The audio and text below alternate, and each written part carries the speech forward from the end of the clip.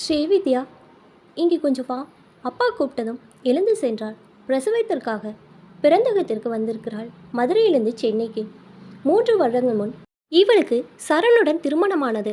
அவனுக்கு துபாயில் வேலை கிடைக்கவே இவளை மதுரையில் விட்டு அவன் மட்டும் சென்றிருக்கிறான் 6 மாதங்கள் முன். இதோ இன்னும் 1 வாரத்தில் இவளுக்கு பிரசவத்திற்கு தேதி கொடுத்திருக்கிறார் டாக்டர். என்னப்பா? மெல்லிய குரலில் ஸ்ரீவித்யா கேட்டாள். நான் கொஞ்சம் வெளியே போகணும், அத்தை வந்துடுவா இன்னும் கொஞ்ச நேரத்தில். நீ ஜாக்கிரதையாக இரு, ஏதாவது வேணும்னா ஃபோன் பண்ணு. வயிற்ற காயப்படாத சொல்லிட்டு அப்பா வெளியே கிளம்பினார். பாவம், மனைவி இறந்து 15 வருடங்கள் ஆகிவிட்டன. தனியாக இருந்து இவளையும் இவள் தம்பியையும் வளர்த்தார். இதோ பிரசவ உதவிக்காக அவர் அக்கா வருகிறார் திருச்சியிலிருந்து. மதுரையில் ஸ்ரீவித்யா மாமியார் வீட்டில் கூட்டு குடும்பம், 3 பிள்ளைகள், ஒரு பெண். மூவருக்கு கல்யாணம் ஆகிவிட்டது. கடைசியில் நாத்தனார் எப்பொழுதும் ஏதாவது தப்பு கண்டுபிடித்து கொண்டே இருப்பாள். யார் மீதாவது புகார் தான் அம்மாவிடம். அவள் சொல்வதை கேட்டு மாமியார் ஆடுவாள் மாட்டு பெண்களிடம். ஸ்ரீவித்யா கடைசி மாட்டு பெண். பிரசவத்திற்கு இங்கே இருக்கட்டும், நாங்கள் பார்த்துக்கிறோம். அங்கே யார் இருக்கா? இங்கே விட்டுட்டு போங்கன்னு கராரா பேசினாள் மாமியார் சம்மந்தியிடம். அப்பா சற்று தடுமாறினார். பின்பு, இல்லை சம்மந்திமா, அவளுக்கு இது தலப்பிரசவம். எனக்கு ஒரே பெண், நான் பார்த்துக்கிறேன். என் அக்கா வரேன்னு சொல்லியிருக்கா. தயக்கத்தோடு பேசினார். என்ன இது புதுசாக இருக்குது? நாங்கள் இருக்கச்ச என்ன உங்கள் அக்கா?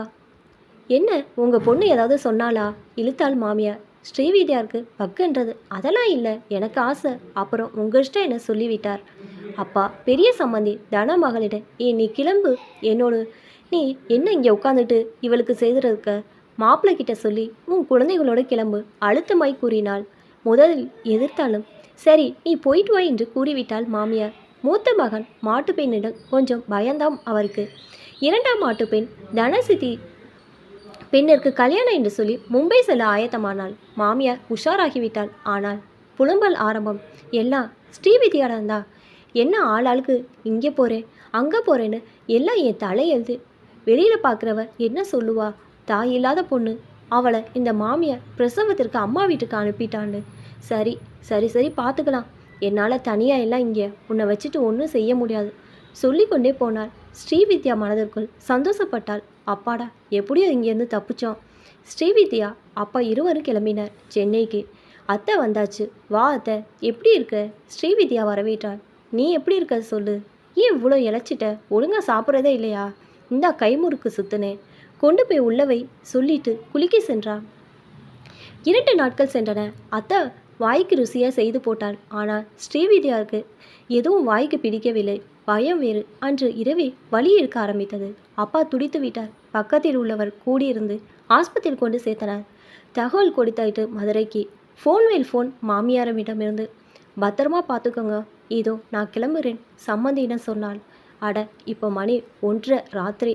இவர் படபடுத்தார். இருந்தால் என்ன, பஸ் இருக்குது, நான் கிளம்பிடுறேன். எனக்கு இருப்பு கொள்ளலை, மாமியார் சொல்லிவிட்டு கிளம்பினார். தனியாக பெண்ணை வீட்டை பார்த்துக்க சொன்னாள். ஹாஸ்பிட்டலில் சுகப்பிரசவம் முடியாதென்று முடிவாக்கி சிசேரியன் செய்தனர். அழுதே விட்டார் அப்பா.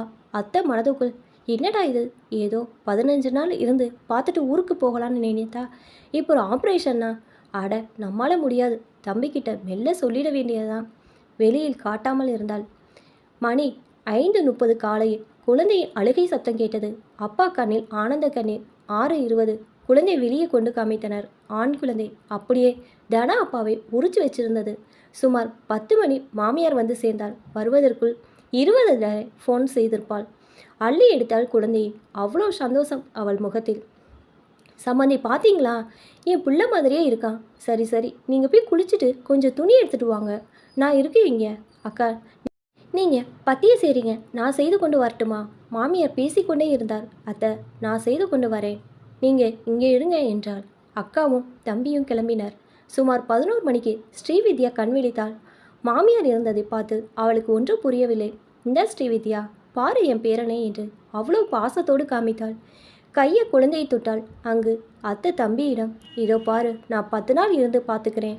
அங்கே உன் அத்திம்பருக்கு நான் இல்லைன்னா சரிப்படாது.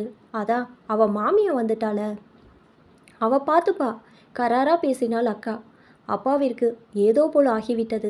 குழந்தை இப்போதான் பிறந்திருக்கு, என்ன அக்கா இப்படி பேசுகிறா என்று மனம் கொஞ்சம் வருத்தப்பட்டது. சரி பார்க்கலாங்கான்னு சொல்லிவிட்டு தன வேலையை பார்க்க சென்றார். மாமியார் ஸ்ரீவித்யாவிடம், நீ கவலைப்படாத, உன் நாத்தனாரை எங்கள் மாமா ஆற்றுக்கு போக சொல்லிடுறேன். 1 மாதம் இங்கேருந்து கவனிச்சுக்கிறேன்.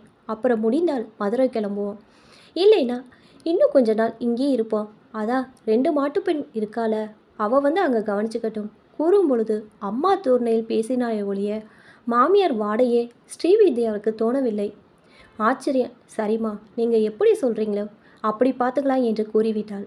எதையும் யோசிக்கலாம் அம்மாவின் பாசத்தை இவள் அந்த நொடியில் உணர்ந்தாள். அப்பா வந்ததும் மாமியார் சென்று தானும் சாப்பிட்டுவிட்டு ஸ்ரீவித்யாவுக்கு எடுத்து வர கிளம்பினாள். அப்பாவின் முகம் சற்று வருத்தமாய் இருப்பதை உணர்ந்த ஸ்ரீவித்யா, என்னாச்சுப்பா, ஏன் ஒரு மாதிரி இருக்க? மிகவும் சக்தி இழந்து கேட்டாள். இல்லைம்மா, அத்தை இங்கே வந்து ஒரு மாதமாக தான் இருந்து உன்னை பார்த்துப்பான்னு நினச்சேன். அதனாலேயே சம்மந்தியம்மாக்கிட்ட கூட கொஞ்சம் அழுத்தமாக பேசிட்டு இப்போது 10 நாளைக்கு மேலே இருக்க முடியாதுன்னு பிடிவாதமாக சொல்லிட்டா. அதான் என்ன பண்ண போகிறோன்னு யோசிச்சுட்டு இருந்தேன். சோகமாய் அப்பா பாசத்தில் பேசினா. அப்பா கவலைப்படாத, என் மாமியார் இங்கே இருந்து என்னையும் பேரனையும் பார்த்துக்கிறேன்னு சொல்லியிருக்கா. ஸ்ரீவித்யா முடிக்கும் முன்பே அப்பாவின் கண்கள் ஒளி பெறுவதை உணர்ந்தாள். மனதால் நன்றி தெரிவித்து கொண்டாலும் சம்மந்தி வந்தவுடன் அவரிடம் தனம் மனமார்ந்த நன்றியை தெரிவித்தார். என்ன நீங்கள், இது நம்ம பேரா, நீங்கள் கவலைப்படாதீங்க, பாசத்தோடு சொன்ன மாமியாரை பெருமிதத்துடன் பார்த்தார் அப்பா. இப்போ தான் என்னோட சேனல் ஃபஸ்ட் டைம் பார்க்குறீங்கன்னா சப்ஸ்கிரைப் பண்ணிக்கோங்க. பக்கத்தில் இருக்க பெல் ஐக்கனை ப்ரெஸ் பண்ணிக்கோங்க. அப்போ தான் நான் ஒவ்வொரு தடவை வீடியோ போடும்போதும் உங்களுக்கு நோட்டிஃபிகேஷன் வரும். தேங்க்ஸ் ஃபார் வாட்சிங்.